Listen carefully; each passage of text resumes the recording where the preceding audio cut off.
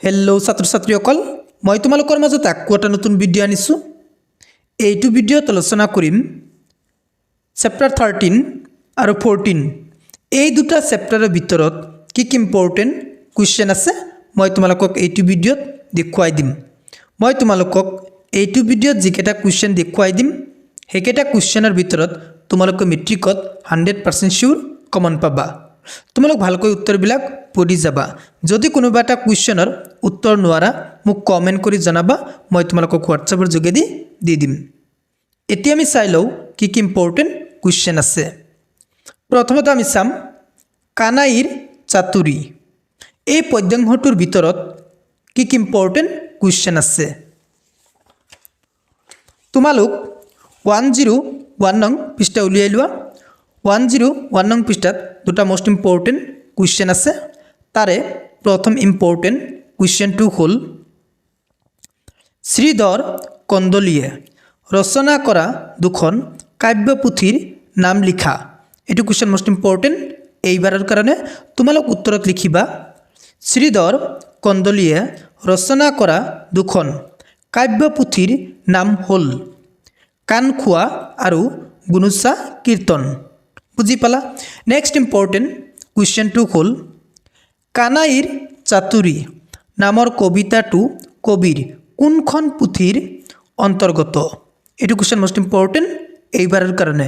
তোমালোক উত্তৰত লিখিবা কানাইৰ চাতুৰী নামৰ কবিতাটো কবিৰ কাণখোৱা পুথিৰ অন্তৰ্গত। বুজি পালা। এইটো কুৱেশ্যন আৰু এইটো কুৱেশ্যন মোষ্ট ইম্পৰ্টেণ্ট এই দুটা কুৱেশ্যন।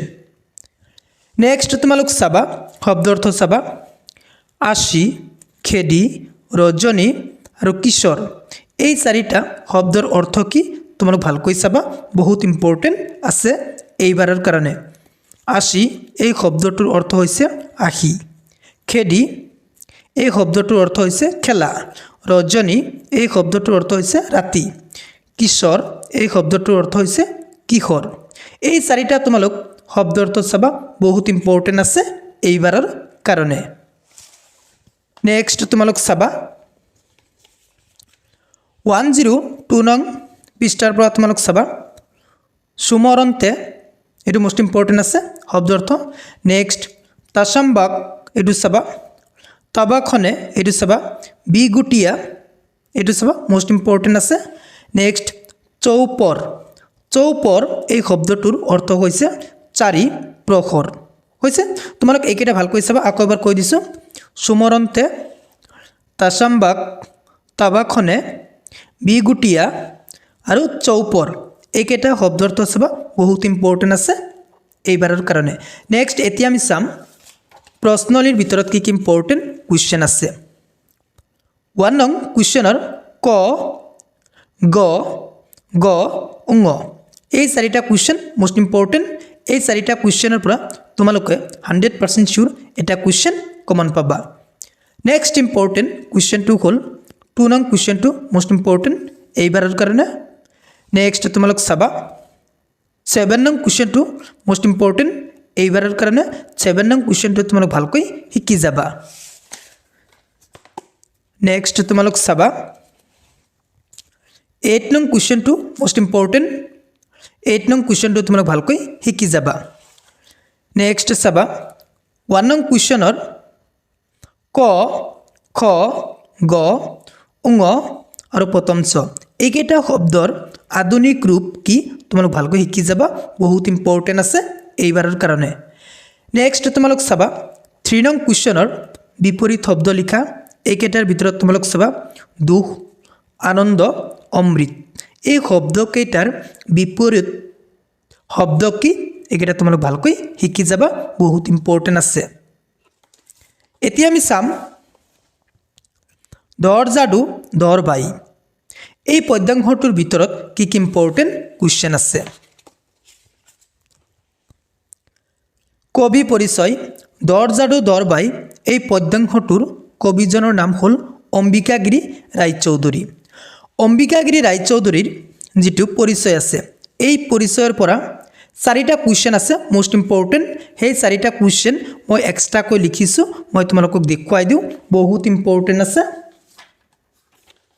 মই লিখি লৈছোঁ এক্সট্ৰাকৈ তোমালোক চাবা প্ৰথম ইম্পৰ্টেণ্ট কুৱেশ্যনটো হ'ল অসম কেশৰী অম্বিকাগিৰি ৰায়চৌধুৰীয়ে গুৱাহাটীৰ কোনখন বিদ্যালয়ত শিক্ষা লাভ কৰিছিল এইটো কুৱেশ্যন মষ্ট ইম্পৰ্টেণ্ট তোমালোক উত্তৰত লিখিবা সোণাৰাম হাইস্কুল মানে কুৱেশ্যনটোত কি কৈছে অসম কেশৰী অম্বিকাগিৰি ৰায়চৌধুৰীয়ে গুৱাহাটীৰ কোনখন বিদ্যালয়ত শিক্ষা লাভ কৰিছিল সেইটো সুধিছে তোমালোক উত্তৰত লিখিবা সোণাৰাম হাইস্কুল নেক্সট ইম্পৰ্টেণ্ট কুৱেশ্যনটো হ'ল কোন চনত অম্বিকাগিৰি ৰায়চৌধুৰী অসম সাহিত্য সভাৰ সভাপতি হৈছিল কুৱেশ্যনটো কি কৈছে কেতিয়া মানে কোন চনত অম্বিকাগিৰি ৰায়চৌধুৰীয়ে অসম সাহিত্য সভাৰ সভাপতি হৈছিল এইটো সুধিছে তোমালোক উত্তৰত লিখিবা 1950 চনত মানে 1950 চনত অম্বিকাগিৰি ৰায়চৌধুৰীয়ে অসম সাহিত্য সভাৰ সভাপতি হৈছিল বুজি পালা নেক্সট তোমালোক চাবা অম্বিকাগিৰি ৰায়চৌধুৰীয়ে ৰচনা কৰা দুখন কবিতা পুথিৰ নাম লিখা কুৱেশ্যনটো কি কৈছে অম্বিকাগিৰি ৰায়চৌধুৰীয়ে ৰচনা কৰা যিকোনো দুটা কবিতা পুথিৰ নাম লিখিব কৈছে এতিয়া মই লিখি দিছোঁ তুমি বিনা মানে তুমি এই কবিতা পুথিটো আৰু বিনা এই কবিতা পুথিটো অম্বিকাগিৰি ৰায়চৌধুৰীয়ে ৰচনা কৰিছে নেক্সট ইম্পৰ্টেণ্ট কুৱেশ্যনটো হ'ল চেতনা আলোচনীৰ সম্পাদক কোন আছিল এইটো কুৱেশ্যন মষ্ট ইম্পৰ্টেণ্ট তোমালোক উত্তৰত লিখিবা অম্বিকাগিৰি ৰায়চৌধুৰী বুজি পালা এই চাৰিটা কুৱেশ্যন মষ্ট ইম্পৰ্টেণ্ট আছে এই চাৰিটা কুৱেশ্যন তোমালোক ভালকৈ শিকি যাবা চ 1 2 3 4 এই চাৰিটা কুৱেশ্যন বহুত ইম্পৰ্টেণ্ট আছে মই তোমালোকক দেখুৱাই দিলোঁ কবিৰ পৰিচয়ৰ পৰা ইম্পৰ্টেণ্ট কুৱেশ্যন কেইটা কি হ'ব মই তোমালোকক দেখুৱাই দিলোঁ এতিয়া আমি চাম প্ৰশ্নৰ ভিতৰত কি ইম্পৰ্টেণ্ট কুৱেশ্যন আছে 1 নং কুৱেশ্যনৰ ক নং কুৱেশ্যনটো মষ্ট ইম্পৰ্টেণ্ট ক নং কুৱেশ্যনটো তোমালোক ভালকৈ শিকি যাবা 2 আৰু 3 এই দুটাৰ পৰা এটা 100% চিউৰ তোমালোকে মেট্ৰিকত কমন পাবা 2 আৰু 3 এই দুটা তোমালোক ভালকৈ শিকি যাবা যদি নোৱাৰা মোক কমেণ্ট কৰি জনাবা মই তোমালোকক হোৱাটছআপৰ যোগেদি দি দিম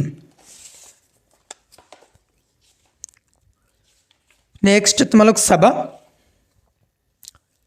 2 নং কুৱেশ্যনটো তোমালোক ভালকৈ শিকি যাবা 2 নং কুৱেশ্যনৰ খ আৰু গ এই দুটা 100% চিউৰ আহিব বহুত ইম্পৰ্টেণ্ট আছে নেক্সট 3 নং কুৱেশ্যনৰ বিপৰীত শব্দ লিখা 3 নং কুৱেশ্যনৰ তোমালোক ঘৃণা স্বাৰ্থ আৰু বীৰ এই শব্দকেইটাৰ বিপৰীত শব্দ কি হ'ব শিকি যাবা হৈ গ'ল দৰজাৰু দৰবাই এই চেপ্টাৰটোৰ ভিতৰত কি ইম্পৰ্টেণ্ট কুৱেশ্যন আছিল মই তোমালোকক দেখুৱাই দিলোঁ তাৰপিছত কানাইৰ চাতুৰি এই পদ্যাংশটোৰ ভিতৰত কি ইম্পৰ্টেণ্ট কুৱেশ্যন আছিল মই তোমালোকক দেখুৱাই দিলোঁ যদি তোমালোকৰ কিবা কনফিউজ থাকে তেনেহ'লে মোক কমেণ্ট কৰি জনাবা ছাৰ মই এইটো কুৱেশ্যন নোৱাৰোঁ আপুনি শিকাই দিয়ক মই তোমালোকক শিকাই দিবলৈ চেষ্টা কৰিম নেক্সট ভিডিঅ'ত আমি আলোচনা কৰিম